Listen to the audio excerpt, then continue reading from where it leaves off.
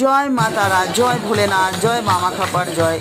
বন্ধুরা, তারাপীঠের রাতের মহাশ্মশানের মনমোহিনী রূপ কেমন হয় সেটাই আমি শেয়ার করছি আপনাদের সাথে। দেখুন কি সুন্দর এখানে আপনার এই যে এইখানটা আপনার বলি হয়, বলির স্থান এখানটা তারাপীঠে।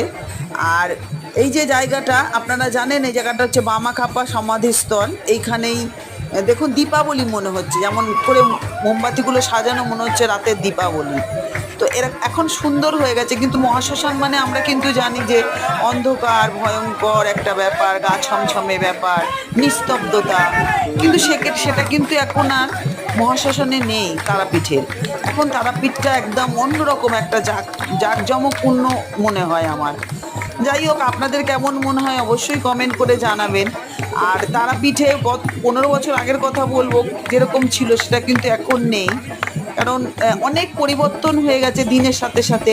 আমি চাইবো যে সবাই মা তারা, বামাখাপা, ভোলেনাথের কৃপায় সুস্থ থাকুন, ভালো থাকুন। আর এই পরিস্থিতি থেকে যেন আমরা সবাই মুক্ত হই, এটাই বলবো।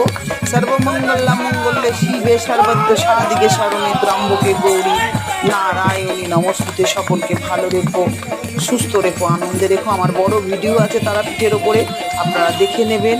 আজকে আসি।